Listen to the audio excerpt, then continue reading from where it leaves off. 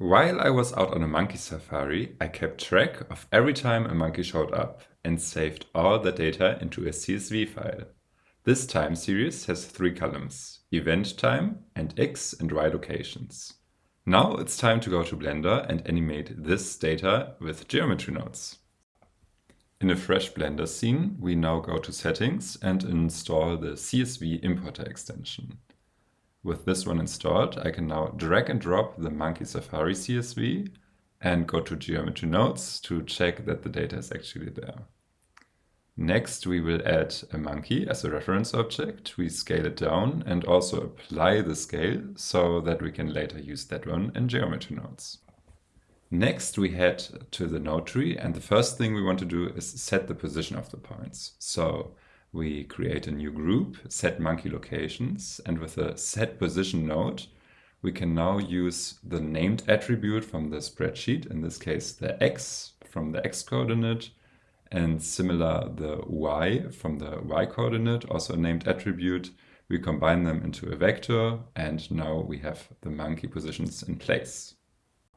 Next, we want to have our event time in a scale of frames. So currently we have arbitrary units from 45 to 1000, and we want to normalize this from 0 to 200. So the first thing we do is we divide it by 1100 because our maximum value is currently about 1000. So now we have a scale from 0 to 1.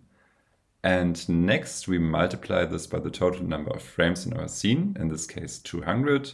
And now we have this very nice scale from 0 to 200 for our monkey event time.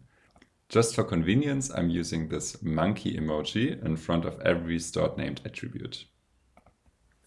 Now we store another named attribute, in this case the screen time, and we use not seconds but frames. When I now move the timeline from left to right, I can even see how the frames are updating in the spreadsheet. The next named attribute will be monkey tracker, and it will be a value between 0 and 1. In the map range node, I now have an input value, in this case 0, which will be mapped from the old range, 0 to 1, to the new range, also 0 to 1, so nothing much will happen. However, I have this clump enabled, so only values between 0 and 1 are possible. Everything less than 0 will be 0, everything greater than 1 will be 1. And now comes the trick. We redefine the input range. So the output range will always be between 0 and 1, but the input range can vary. In this case, we're using a field. So we have the starting event. Let's go to the example of the first one. It's at 8.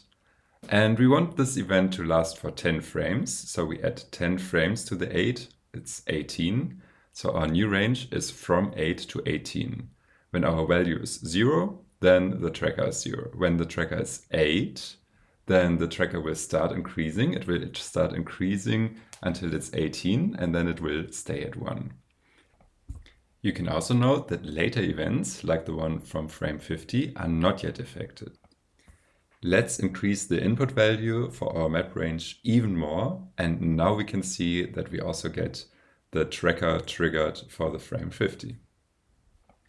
We can also increase the tracker time to 30 frames, so now it takes longer to reach from 0 to 1. Finally, I can now input the screen time into the input value of the map range, and you can see as I move the timeline, the tracker starts. I just want to quickly show how this would look like without the clump. So let's disable this for a moment. And we can see now we also get negative values, but we don't want that. So make sure to have the clump option enabled. Another quick note, instead of the monkey frame named attribute, you can also use the screen time directly. I just like to have this monkey frame rate also shown in the spreadsheet for debugging purpose. But this is just for personal preference. This was by far the most difficult part of this tutorial, and it took me about 3 days to figure this setup out. So just feel free to rewatch this a few times and it will become clearer and clearer. Now we will add another attribute, the monkey bounce attribute. which is the same like Monkey Tracker, but with the small difference that it will go from 0 to 1 and back to 0. So when I run this one, you can see in the spreadsheet, this one goes from 0 to 1 and back to 0. Finally, it's time to add geometry to the scene. So we use a join geometry node, and then with an info object node and an instance on points node, we add our monkeys to the scene. And now we use the monkey bounce parameter in order to scale our instances based on the current position of our cursor in the timeline. When we now play the animation, we get our animated monkeys. Like before, I can also increase the tracker interval to slow down the animation. I can also change the bounce rate function by interacting with the float curve, but note that these changes will only apply when I release the mouse. For example, now I'm using a quick fade in and a slow fade out. I can also add additional points and then get this wiggle effect. And there's really no limit on what you can animate this way.